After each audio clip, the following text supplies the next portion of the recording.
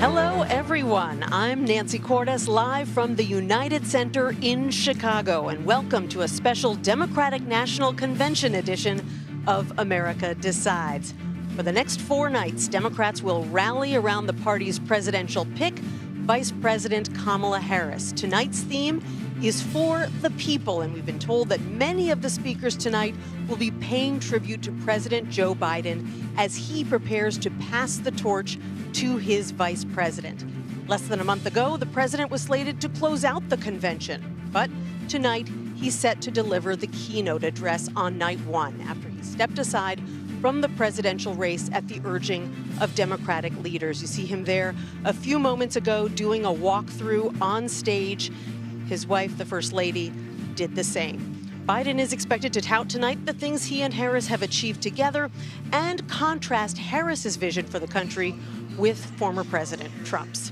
To kick things off tonight, I am joined by 2 of the best in the business, Robert Costa and Ed O'Keefe, who are both here at the United Center as well. Ed is down on the floor. Ed, things are getting started. Set the scene for us. What should we expect tonight on night 1 of the convention, and what does the list of speakers tell us about what the party wants to convey?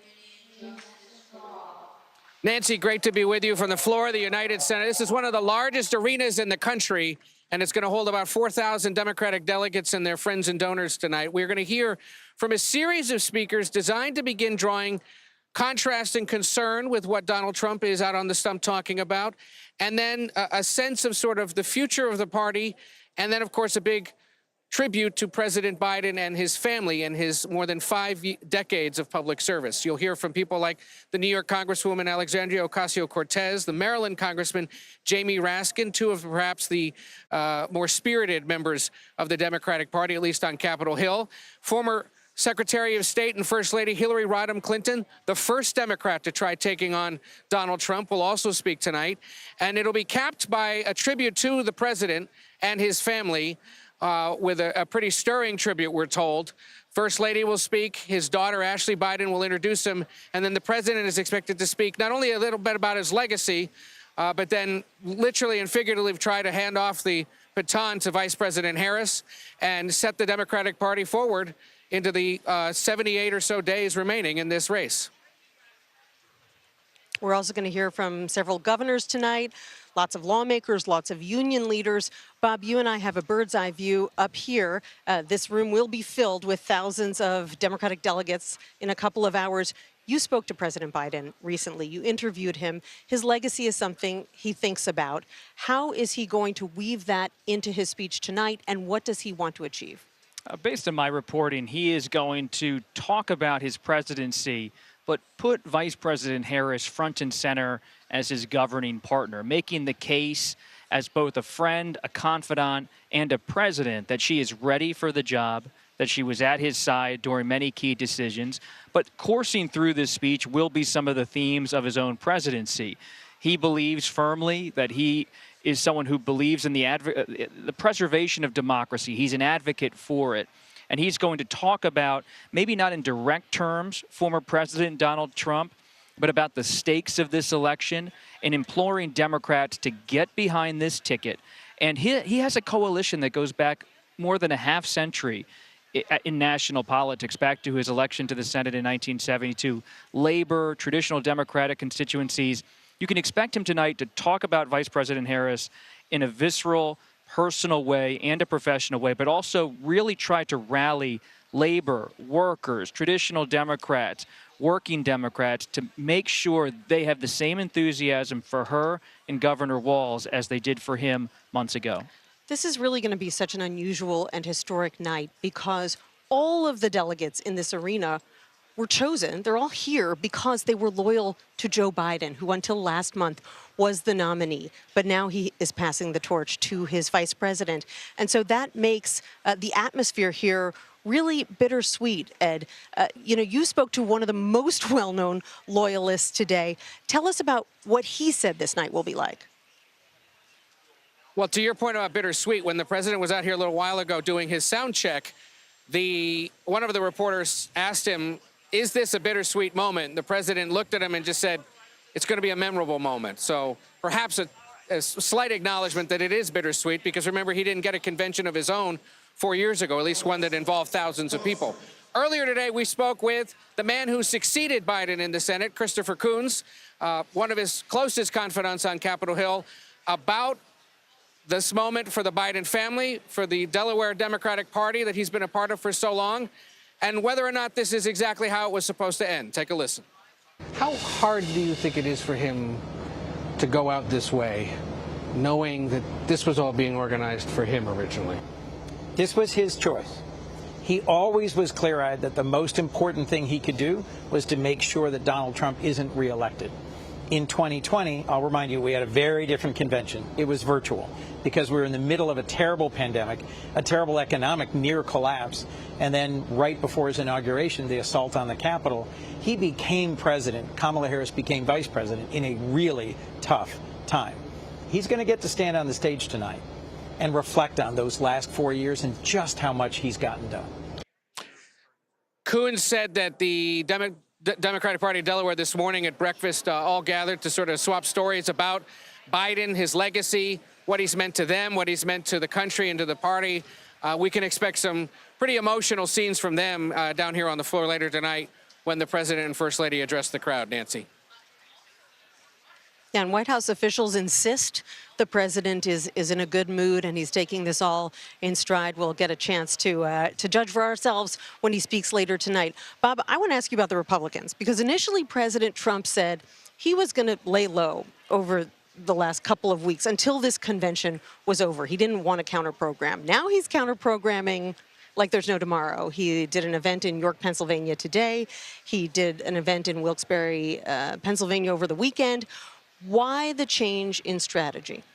Well, they're sitting up straight right now inside the Trump campaign, and they're bringing in new people like his former advisor, Corey Lewandowski, to give it more of a war room mentality, because they see the polls.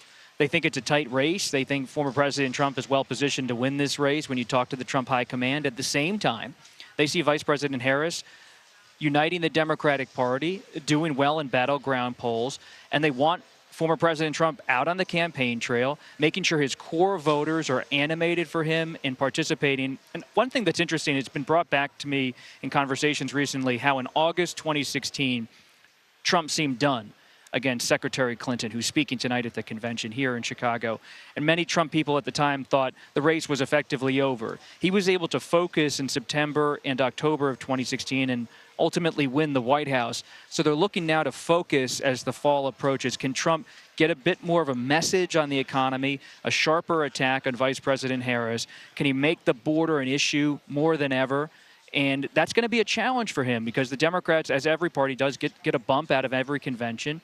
But it is only August. I just spoke to Bill Daley at Manny's Deli, one of the great spots in Chicago, and he said this is a lifetime between now and November.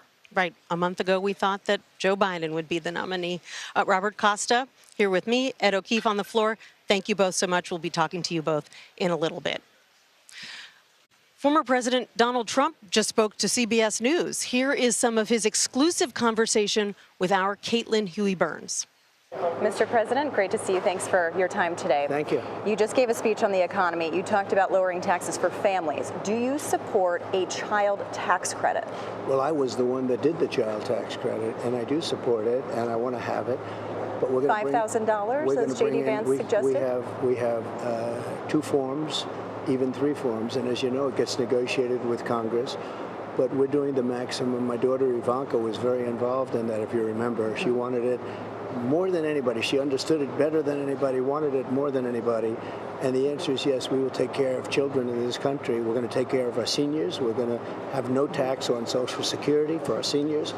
We're going to have no tax on tips, which was sort of stolen from us, as you know, by Kamala. But we're going to take care of our people. But we're also going to make sure that we are a great manufacturing hub again. That's why we're here. This plant, which would have trouble if things that we want to do don't happen. We have to create our industrial base. We have to create jobs in this country. We just can't keep losing them. And as you heard, 350,000 jobs were lost this year in manufacturing. That's hard to believe. That's a hard thing to believe. I do want to ask about your opponent, Kamala Harris, the vice president. You have criticized her appearance, you've criticized her intelligence. Is that the message to win over those moderate voters that you're going to need in the middle? No, I don't think so. I think that the message is what a bad job they've done. I mean, if you look at this economy, if you look at inflation, and, you know, I love this country. I have to do what it takes to win. I have to get this country going because we're going to lose our country. We're very close to losing our country. And if you look at what inflation, which was caused by them with all of the things that they did, I handed them essentially no inflation. And inflation has destroyed our country. It's known, you know, inflation is known throughout the generations as a country buster. Well, we've suffered some of the worst inflation that any country has ever suffered. And we're not going to let that happen. We have to stop them. So I'm not a fan of hers because what she did is she actually signed the Inflation Reduction Act. It was her vote. It was a tie vote. She, as vice president, had the final decision, and she signed it. That is what gave us, and their bad energy policy is what gave us tremendous inflation, which frankly is killing our country. Does the fact that she is a woman change your calculus about how you approach this race? No, it doesn't, except that it's pretty unfair. I'm running against one person. He got 14 million votes. He's running and doing well, and perhaps he had a bad debate. Perhaps I had a good debate. But he's running, and that's my opponent. All of a sudden they say, listen, we don't like you anymore because you're losing by a lot, so we're taking you out. We're going to give somebody else. So right in the middle of the campaign, really much more toward the end of the campaign, they take somebody out, they put in a new person who got there with no votes. It's very, I mean, it's very... It's a terrible thing for our country. They talk about destroying democracy. They are destroying democracy. They take somebody who didn't get one vote, and the bosses of the Democrat Party just put her there. I think she's going to do very badly. Actually, I think she's going to be easier than Biden, because when people hear that she believes in a Marxist philosophy, which she does, people didn't know all the things that we're bringing out right now. They didn't know it. Her father is a Marxist professor. She believes in Marxism. This country will not sustain that. This country is not going to go for that. All right, you've been listening to Caitlin Huey Burns' exclusive interview with former President Donald Trump as he claims that Kamala Harris adheres to a Marxist philosophy. She has never professed that. But nevertheless, you're going to hear more of that interview in our next hour on The Daily Report with John Dickerson. So stick around for that. We're going to go now, though, to CBS News Executive Director of Elections and Surveys, Anthony Salvanto, who joins us from New York. Anthony, it's so good to see you. You released a big new poll over the weekend. Tell us what you found when it comes to the way voters view Harris and how it compares to the way that they saw Joe Biden. Hey, Nancy. Yeah, and that's central, right? He's going to speak tonight. And the thing it's going to set up here for Kamala Harris is just how she compares, where she's similar and where she's different. So start with this. Democrats, 3/4 of them rate his presidency as excellent or good. That compares very differently to voters overall, majority of whom say fair or poor. You just heard he was trailing Donald Trump before Harris became the nominee, and that's one reason why. But what's also interesting here is that Democrats have actually moved in a more positive direction on Joe Biden since the spring. And for context, Nancy, it wasn't so much that they didn't like him or his policies. It was that they didn't think he could win. And so that was important when many of them said that he ought to step aside. And what that sets up finally here, Nancy, is this balancing act that Kamala Harris is going to have to really engage in as she talks about how similar or how different she is from Joe Biden. And here's what I mean. Bulk of voters say they think she's mostly the same in policies and views, but not entirely the same. Well, you saw that Democrats still like him, so she's got to play to that. But, of course, the Trump campaign is going to try to tie her to Joe Biden in that space on entirely the same. And that's where that fight within the fight, I think, is going to play out, Nancy. Anthony, you also found that the gender gap is widening with Harris as the nominee. Tell us more about that. Yeah, and I think that's probably going to become, if not the defining thing, one of the defining things of this election by gender gap. Here's what I mean. More women voting for Harris, more men voting for Trump.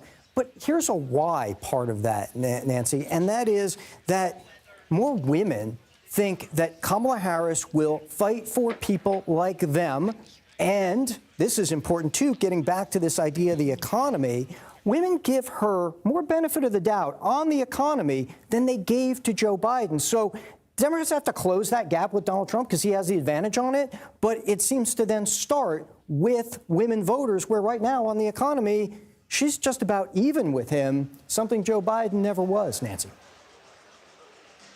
And we'll see what that looks like after this convention, because a third of voters still say they don't know much about Kamala Harris and her policies. We'll see if that changes after the 4 nights that we're about to experience. Anthony Salvanto, thanks so much. Thank you. Straight ahead, Harris campaign co-chair Cedric Richmond joins me for more. You're streaming America Decides live from Chicago on night 1 of the Democratic National Convention. Stick around. I have fought for children and survivors of sexual assault. I fought against transnational criminal organizations. I took on the biggest banks and helped take down one of the biggest for-profit colleges. I know a predator when I see one.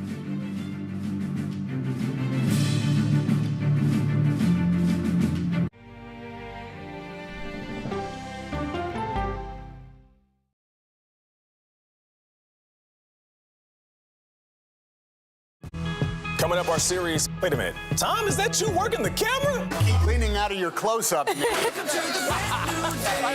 Your morning routine just got better. CBS Mornings, weekdays at 7.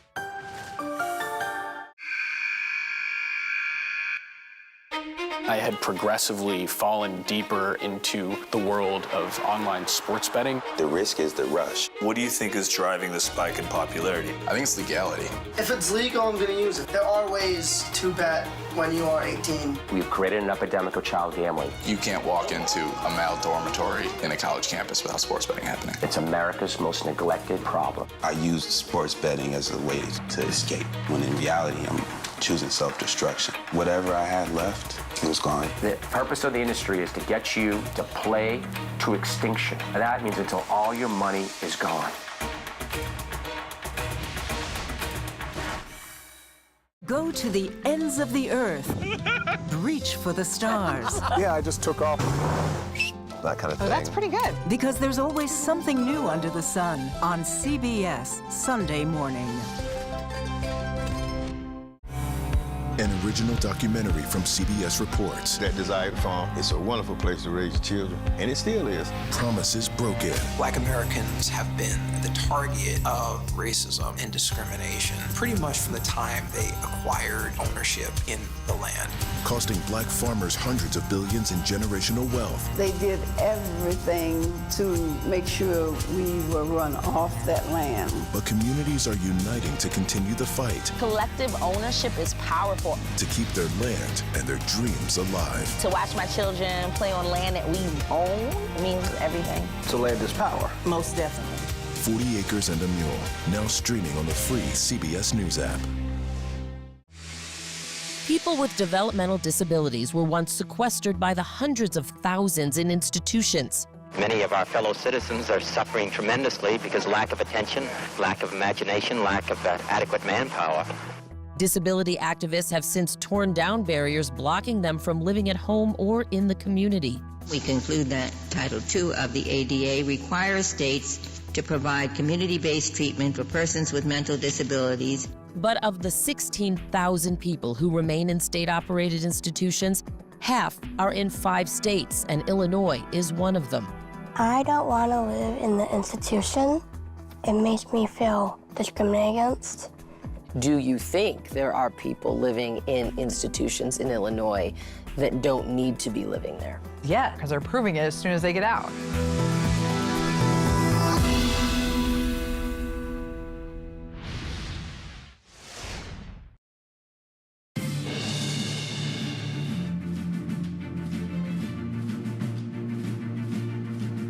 The contrast between Donald Trump and Kamala Harris could not be more clear. And Kamala Harris has supported our bipartisan border security bill that Donald Trump told Senate Republicans to run away from. Welcome back to our special coverage of the Democratic National Convention in Chicago. It is night 1. That was Arizona Senator Mark Kelly on Face the Nation yesterday. looking to cast Donald Trump as a divider. Cedric Richmond is here with me now. He is the Harris campaign co-chair and a former senior advisor to President Biden. So good to see you, Thanks for Cedric. having me. Thank you for being here. So President Biden speaks tonight. This must be a difficult night for him in some ways. This is not how he expected a month ago that this convention would go. How much of his speech is about himself and his legacy, and how much of it is about his vice president? Well, I think 100% of the speech will be about the American people and how he's played and how he's worked to improve the lives of American people. So if you go back to, let's say 4 years ago when he decided to run, it wasn't about him. It was about the fact that Donald Trump was a threat to the future of America and he needed to be defeated. So President Biden came off the sidelines and he ran and he won. And he's made every day of his presidency about the American people, not about himself. And so if you look at the decision he made almost 30 days ago, that again was about the future of the country. It was about the American people. And he was not the beneficiary of that decision. And so he decided to pass the baton on to his vice president, Kamala Harris, so that she could fight for the future that Americans deserve without the distractions of fighting both Democrats and Republicans. And again, he has sacrificed his ego, his political future, because he's so concerned about those Americans waking up every day just fighting their butts off just to make ends meet. And so I think that the speech will be about that, but it will also be about the success that they've had over the last 3.5 years. He'll remind people of the mess that he inherited from President Trump, and he'll talk about how we got to where we are today and his accomplishments. You worked as a senior advisor inside the White House, so you worked alongside Vice President Harris for years. I want to ask you about this deep dive that the New York Times did this weekend into her role as vice president, her successes, the challenges. And what I found so interesting was this quote from Ron Klain, who was a former White House chief of staff. He said, "We were all united behind the idea that she should be successful. We just didn't find the path to do it.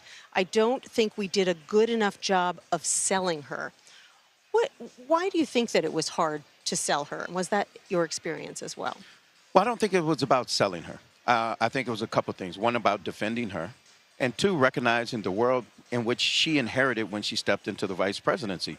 I think she was the first person to have a traveling press corps with her as vice president, and I think the expectations were very high. I think that she was very methodical and very thoughtful about the role and the assignments, and she wanted to be the best partner she could to Joe Biden. And remember, when we came in, it was in the height of COVID. People were dying. You couldn't go to their funerals. You couldn't say goodbye at a hospital. All of those things. And so the number one goal in the beginning was getting vaccines out, get the economy back going. And I think that she played a great role of being his partner, getting the votes for the American Recovery Act and doing all of those things. And so, no, we didn't do the job we should have in talking about how successful she was in making sure we passed that legislation, making sure that we were able to do the things that we wanted to do. But I think we underestimated, the White House underestimated the amount of defense that she would need and the attacks that she would face simply because of who she was. And so, that's how I would think about it. So you're saying there really was no script for a woman as vice president, a woman of color in particular, stepping into that role and how to position them? Yeah, I don't think there was a script for a woman. And I think that she was playing such a supporting character. She was playing the president's partner. He really, and I've been in those meetings, he really respected her decisions and her thoughts. And we saw him lean into it when it was time to pick a Supreme Court justice. And she was there and she was all in. Mm-hmm. And I just don't think that we let the world know how much she was involved in all of the decisions.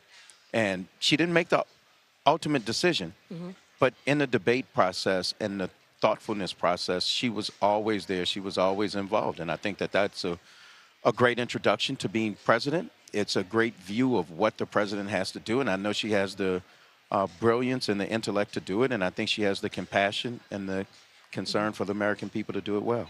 You were part of the vetting team that looked at all of Vice President Harris's top choices for running mate, and she ultimately chose Minnesota Governor Tim Walz.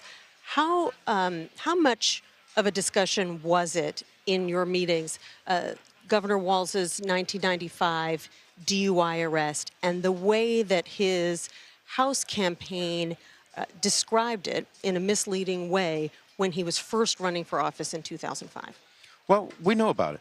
But what we were focused on is how are we going to deliver for the American people, and who is the best running mate to help make sure that this economy works for everybody, not just the wealthy, and how do we get, like the Vice President says all the time, how do we help families not just get by but get ahead? And that was our overarching concern. That's what we drilled down on. Of course, he talked about the incident. He talked about he's never had a drink since. And he's talked about how he learned from it and how he focuses every day on helping people. And that is the common thread that runs through this campaign, is that this is not about us. We're going to be okay. But this is about those families out there every day. This is about our seniors paying a lot for health care. This is about making sure that people have opportunity. And more important, what Tim Walz brought was the desire to unify this country, whether you're Democrat, Republican, black or white, rural or urban. We're all in this together, and we can all rise together. And that joy that he does it with, combined with her joy, you see the chemistry immediately. And then the contrast. He was a teacher. He was a coach. He was in the armed services. He served in Congress, and he's going to be a great asset when it's time to go to the Hill and pass legislation. So it really was a match made in heaven. Well, they spent all weekend together, and we'll be hearing from him on night 3 of the convention. Cedric Richmond, campaign co-chair, thanks so much for being with me. I appreciate it. Thanks for having me. Kamala Harris rolled out her economic priorities should she win the election, but how is the plan being received so far? We're going to discuss when we come back. You're streaming America Decides on night 1 of the Democratic National Convention. Stick around.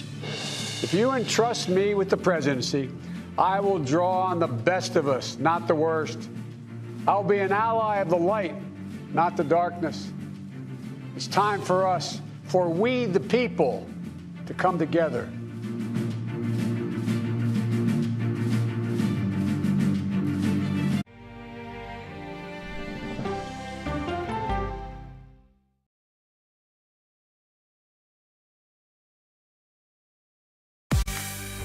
On our places, bright, shiny faces. When you wake up in the morning, we want to be your go-to team. Nate has one of the quickest minds I've ever seen. Tony has a way of making people feel comfortable. Gail has this unbelievable knack to ask the question that you're asking at home. I've been told I could talk to a tree, and that's pretty much true. I don't go to work in the morning. I go for coffee with my 2 good friends, and we talk about the world. Your morning routine just got better. CBS Mornings, weekdays at 7. It didn't seem like anything could happen, because nothing ever happens in East Palestine, but it did. Authorities released toxic fumes from 5 derailed train cars. Residents, please evacuate. Acute bronchitis due to chemical fumes. Did you ever have these problems before the derailment? No, ma'am. This neighborhood's not safe no more. We can assure the community that there's not vinyl chloride entering their communities. Then why are there so many people feeling these various symptoms of bloody noses or difficulty breathing or bronchitis? That's a hard question to answer. We're talking about one of the most blatant releases of a mixture of some of the most toxic chemicals that we've seen in America. I feel like now I have a duty to warn other communities. If my daughter has to watch me die of cancer, at least it saves someone else.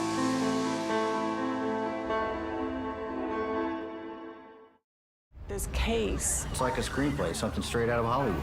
But it's not fiction.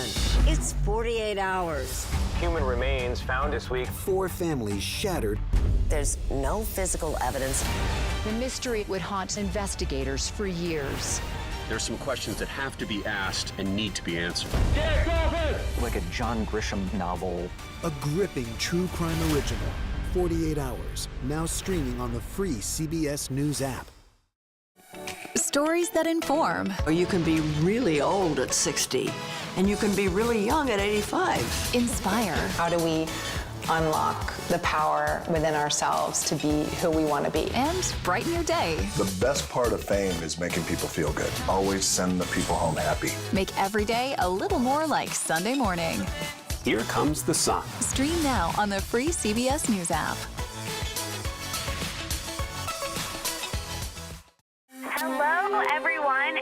Welcome to our Dragon capsule here in space. Sightseers in space, the thrill of a lifetime. Seeing the Earth from space, it was so exhilarating. But the risks that come with the territory. There have been 4 fatal accidents. That's a 1% fatal accident rate. Might make you look before you launch. If you had 1 out of 100 airplanes falling out of the sky, we'd have a public crisis. Space tourism, now streaming on the free CBS News app.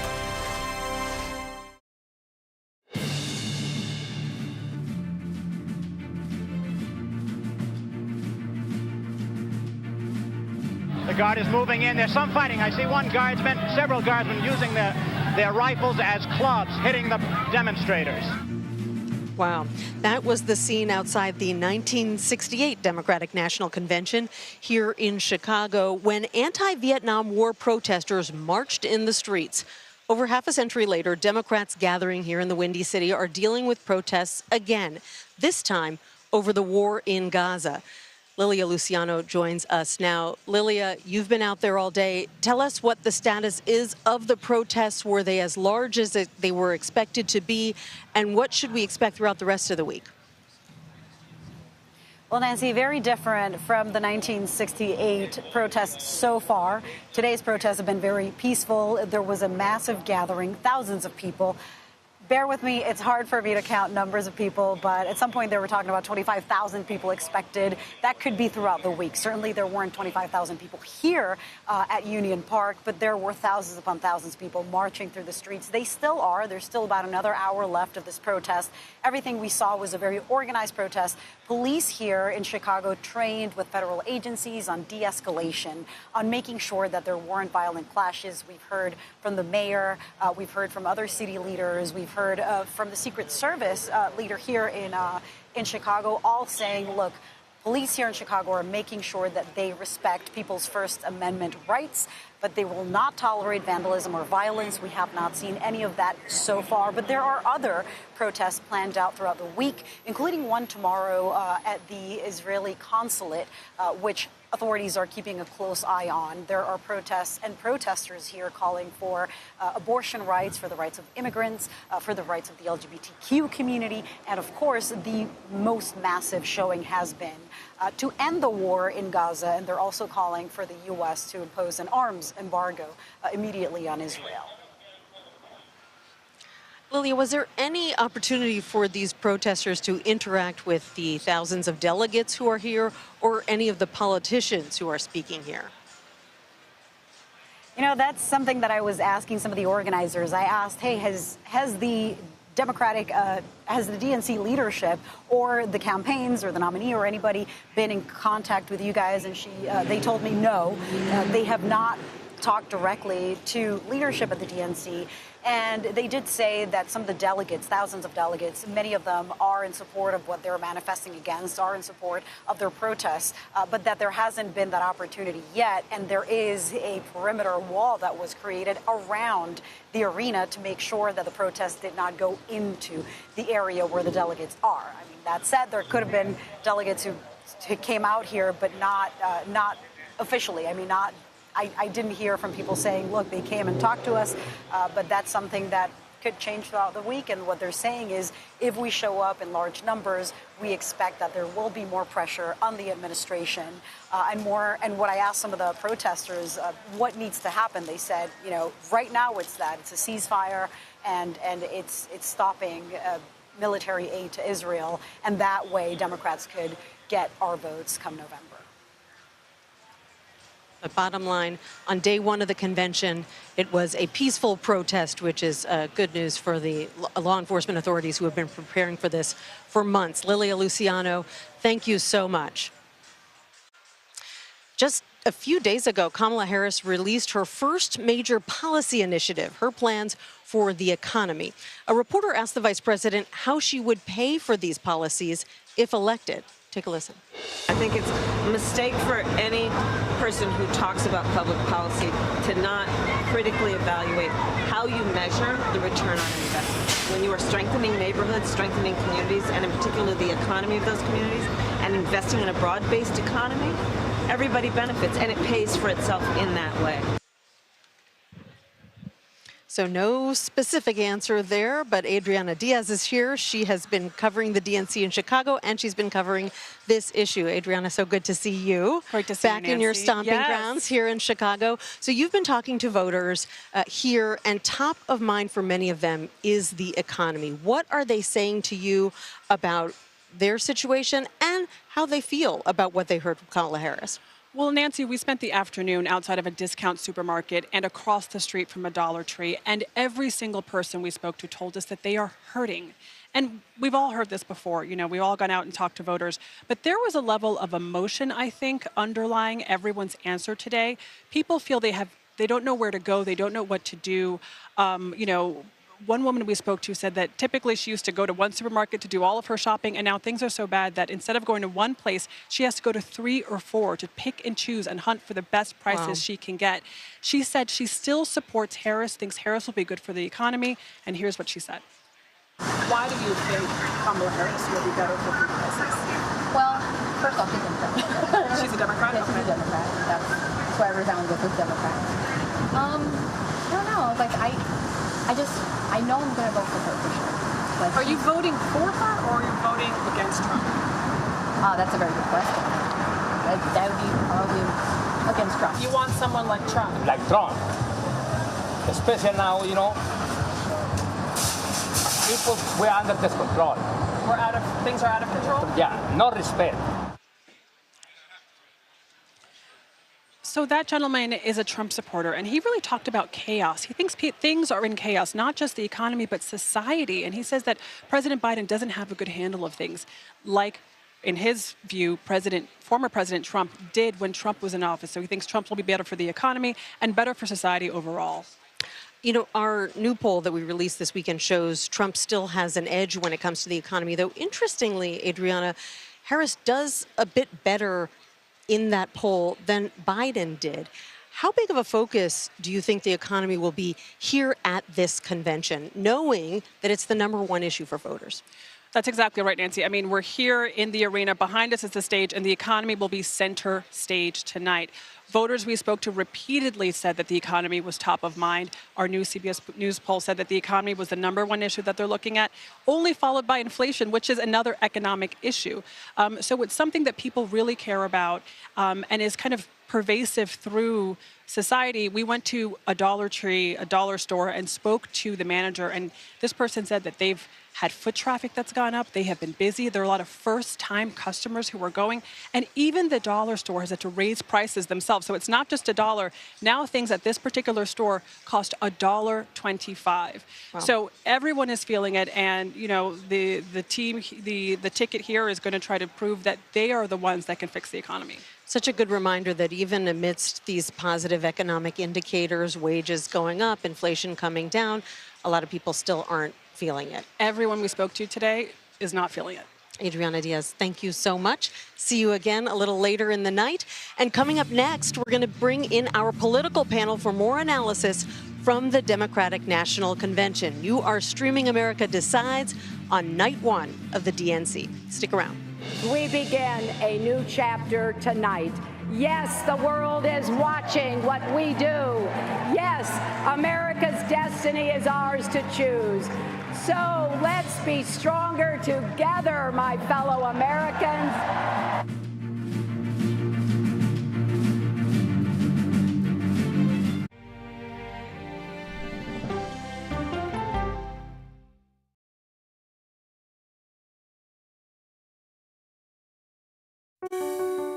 Washington is the seat of power. National security, foreign policy, global economics, every story comes through Washington in some way. We bring some of the most powerful voices in America to the table. We don't just ask the questions, you have to go deeper. We try to understand what's at the heart of the issue we're talking about, to then come forward with solutions. Face the Nation on CBS. The The justices ruled that Harvard and the University of North Carolina violated the Constitution. In the aftermath of the Supreme Court decision to end affirmative action in college admissions, uncertainty sets in for some students of color. Affirmative action really gave us an equal opportunity. CBS Reports explores the historic decision and what it means for those chasing an opportunity to change their lives. I knew that college was the ticket to break this cycle. The end of affirmative action, now streaming on the free CBS News app. America Decides is your place for fact-based, unbiased reporting. At the White House, at the Capitol, on the campaign trail. What do you say to those in your party? Any cracks in the Republican Party? Our reporters and our anchors travel the country talking to voters like you about the issues that matter most. Immigration is really a factor right now that are going to be driving your decisions. What would you say to those who say, look, that's just democracy at work? Listening to you and bringing your voice into our coverage. I want a strong, proud America. Is democracy on the ballot in 2024? Let us help you decide. America Decides on CBS News 24/7. Stream our expanded one-hour program Monday through Thursday at 5 p.m. Eastern.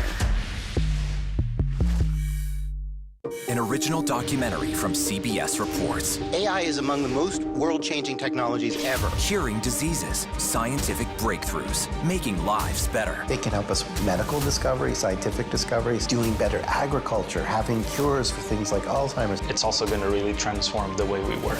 The uplifting potential of artificial intelligence is limitless. It gives you a friend, somebody to chat with 24/7. That is non-judgmental. He makes me feel loved and desired. And so are its downfalls. The problem with all this AI is that it's unpredictable and uncontrollable. The choices we make now will have lasting effects for decades, maybe even centuries. The ChatGPT revolution, now streaming on the free CBS News app. We are about to see American weapons in the hands of Mexican cartels. A gun pipeline to Mexico. We are arming the cartels. 100%, no doubt about it. Happening right under our noses. Who's doing something about this? Nobody. A CBS Reports exclusive. Most Americans have no idea that we are effectively arming the enemy next door. This is the story the American people need to know. Arming cartels, now streaming on the free CBS News app.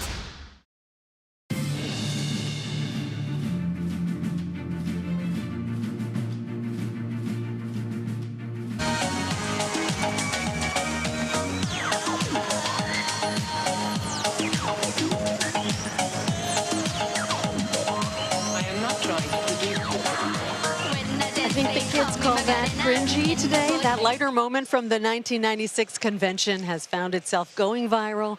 Every 4 years, President Biden, the Obamas, and the Clintons are among the high-profile speakers who will be here at this week's convention. Will they dance? Won't they? Let me just give you a lay of the land so you know where we're standing right now. Over my shoulder, that's the stage. So you see that lit-up circle, podium in the middle of it? That's where you'll be watching speakers all night long over the next 4 days. And I want to take you back now to 8 years ago, a reminder of what Michelle Obama had to say on that stage. When someone is cruel or acts like a bully, you don't stoop to their level. No, our motto is, when they go low, we go high. So, are they going to be going high this time around? Let's bring in our political panel to discuss. We've got Braxton Booker and Shelby Talcott here in the United Center. Braxton is national political correspondent for Politico, and Shelby is a politics reporter for Semaphore. Okay, Braxton, let's start with you. Sure. Are they going to go low? Are they going to go high? Are they going to go somewhere in between? I think they're probably going to go somewhere in between. I feel like when they go low, we go high. It's a little passe, which is why you're going to see some of the people on stage today, like Jasmine Crockett, who famously got into this verbal mix-up with Marjorie Taylor Greene on a House Oversight Committee, where I think a lot of Democrats, it's a signal that a lot of Democrats feel like that is a little passe. The politics of our time now call for politicians and Democrats to go much more forcefully direct at Republicans. So I think you're going to see this passing of the torch, and I feel like some of the speakers on the stage tonight are going to reflect that. And you can pick and choose who gets to go high and who has to go low to compensate. Shelby, I want to ask you about J.D. Vance. In Philadelphia today, he said that Vice President Harris has been promising action but that she hasn't taken any action in years. Let's take a listen to what he said. She says that on day one, she wants to make groceries and homes more affordable for American citizens. Well, Kamala Harris, where have you been? Because you've been vice president for about 1,300 days. Day one was 3.5 years ago. You should have been doing your job then. So what's the strategy here, Shelby, with both Vance and former President Trump really going after Kamala Harris in a very forceful, very personal way? Yeah, this is one of the big strategies from Donald Trump's campaign, and it is tying her to the Biden administration, reminding voters that she is in office right now. And so we've heard from J.D. Vance, as you just heard there, and also from Donald Trump, and also from his surrogates that are here in Chicago this week, that if Kamala Harris is going to promise X, Y, and Z, she's been in office for 3.5 years. She should have done this already. And so that's been one of the main arguments we've heard from Donald Trump's campaign as they have tried to sort of solidify these attack lines against Harris that so far they've struggled to really stick, but they're sticking with it, and they believe that this honeymoon period, as they call it, is coming to a close, and so they are going, full in on these sorts of arguments. Braxton, the last time that the Democrats had a woman nominee, Hillary Clinton, 8 years ago, she's planning to speak tonight, there was a heavy focus on the fact that this was groundbreaking. She talked about breaking the glass ceiling. We all remember her wearing that white pantsuit, striding out onto the stage, talking about what a new era it would be if she were to be elected. 8 years later, Kamala Harris does not speak about that at all. She really doesn't talk about what it would mean for her to be the first woman president, first woman of color to be president. Why the change? Look, I think you're going to see her, and what you're seeing right now is she's taking a page out of the Obama playbook, right? Obama did not talk a lot about race, with some exceptions, when, of course, the big speech in Philadelphia where he talked about race in America. But largely, he was talking to middle America. He was talking to some portions of white America that maybe felt uncomfortable about this change. And I think you're seeing the vice president lean fully into that. When Hillary 8 years ago was running as the nominee, it was all about gender, all about I'm with her. And I think the Democrats have taken a page out of that book that, look, Kamala Harris is not hiding her gender. Right. It's clear and present. So she wants to focus on the policies and make sure those policies are connecting with the American people. But let's not send a signal to anyone that this might be new or scary or different. Let's downplay that. I also just think America's beyond that a little bit. I don't think the voters are certainly scared of who Kamala Harris is. They either want to vote for her or they're considering voting for Donald Trump, but there's no need to lean forcefully into that. Shelby, one of the names that we're going to be hearing from tonight, we learned, is Alexandria Ocasio-Cortez. She is the congresswoman, of course, from New York, one of the members of the squad. Republicans have already been looking to use her in ads. Talk about the choice to put her on night one. I think it's really notable for a few reasons. First of all, it is an acknowledgement to the more left-wing faction of the Democratic Party who have so often made life for President Joe Biden and this administration a little bit more difficult. And it's also representative of just how united this Democratic Party feels and is. It is sort of reminiscent from last month at the RNC when we saw everybody united behind Donald Trump. Even this left-wing faction of the party in Alexandria Ocasio-Cortez is here speaking. She is behind Kamala Harris, and these are people who, again, made life difficult for the White House. So it's notable for a few reasons, but particularly because of that. And she is someone who was vocal in her support of President Biden right until the end when he pulled out of the race. Shelby Talcott, Braxton Booker, thank you both so much. I know we'll be talking again shortly. President Biden is certain to discuss his decision to pass the torch to Kamala Harris while speaking at the Democratic Convention tonight. The latest on what we expect him to say next. You're streaming America Decides on night one of the Democratic National Convention. We'll be right back. I am keenly aware of the fears and the frustrations of the world in which we live. It is all too easy, isn't it, to play on these emotions, but I do not intend to do so.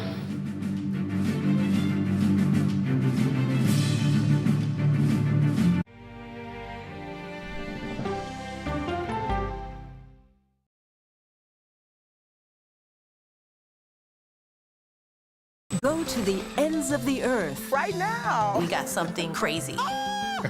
And reach for the stars. Here we are. Time. Yes, it's my comeback. Hey, this is pretty fun. But wait, there's more. Experience thought-provoking. I'm open to the idea of being a human being. Innovative and truly original reporting. Look through a telescope and go, wow. Because there's always something new under the sun on CBS Sunday morning.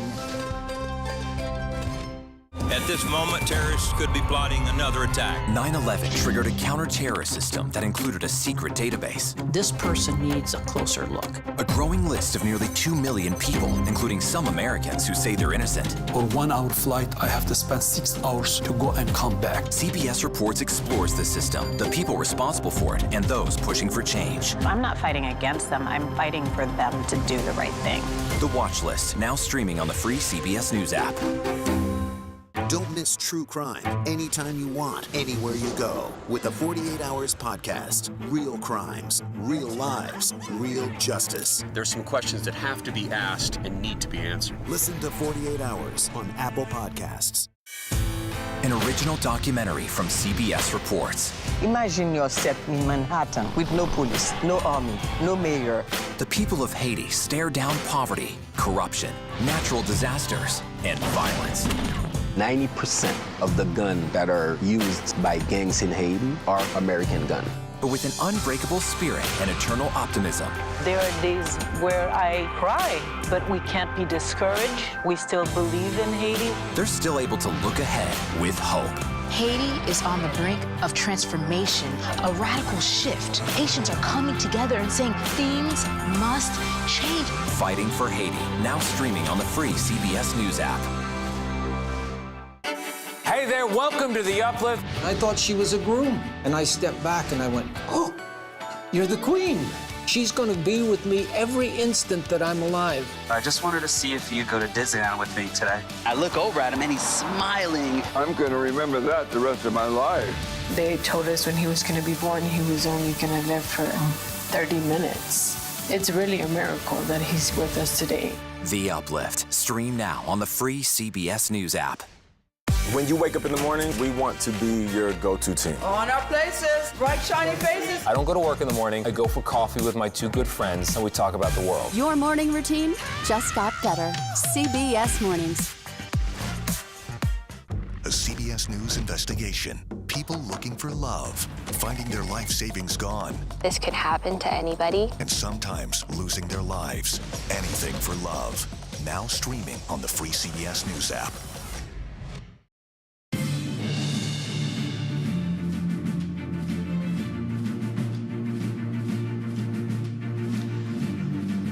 Welcome back to our continuing coverage of Night 1 of the Democratic National Convention here in Chicago.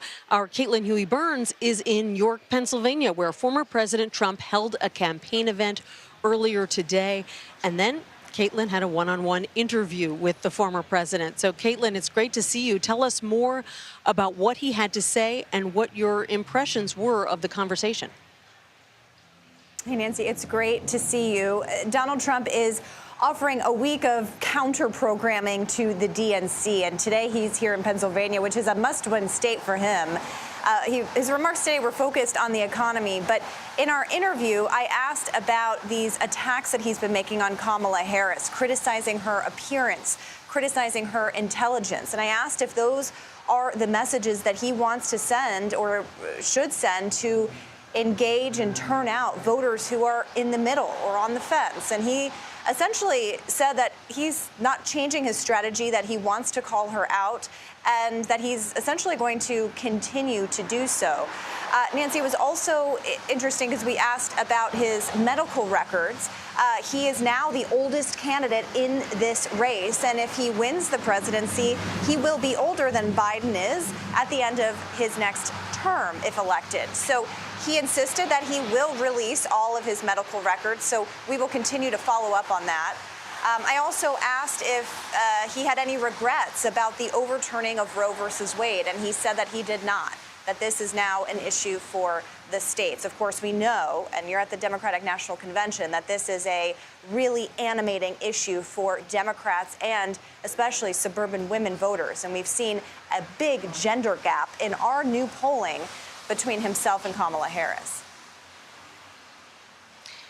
Caitlin, even some of the former president's closest allies have been urging him publicly not to go after the vice president's appearance, not to make fun of her name, not to say that she's dumb. Did he show any sign that he is hearing those people and considering what they have to say? No, Nancy, and it's interesting. I asked him specifically about comments we heard from over the weekend from Lindsey Graham, who is a top ally of the former president. They play golf together. And Lindsey Graham said over the weekend that, Trump, the showman, in his words, will not win the election. And I asked Donald Trump about that, and he criticized Lindsey Graham and said that, he's not going to take his advice. Interesting. We're looking forward to seeing more of your interview coming up. Caitlin Huey-Burns in York, Pennsylvania. Thanks so much.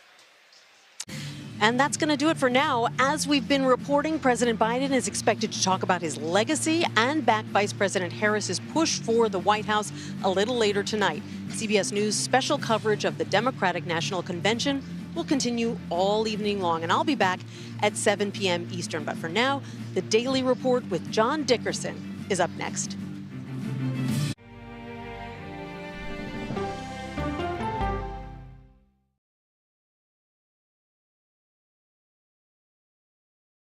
Okay, so let's just start at the beginning. Well, let me start with this. What is at stake here? What is the answer then? Do you know why? You want me to just keep going? Is that a good thing or a bad thing? Were there death threats? How is this possible? What's wrong with that argument? Are you saying they lied? Have you told the government that? Why won't you say the word crisis? You're not answering my question. Is that scary? Does that make sense? What do you mean? What does that mean? Did any of that make sense? What's your response? What happened? Why? It's time for the CBS News Original 60 Minutes, Sunday on CBS and streaming on Paramount Plus. There is no more room in our city. New York City is receiving record numbers of migrants. Today, we're going to have more than 500 adults and children come through that door. Tensions rise as shelters reach max capacity. We don't have to take care of them. CBS Reports goes inside a crisis cities and families are facing as they fight to survive. The United States still has that glimmer of hope for people to come here. Fighting for a future. Now streaming on the free CBS News app. An original documentary from CBS Reports. Since you started La Soup in 2014, do you have any sense as to how much food you've rescued from the landfill? We've rescued 4.5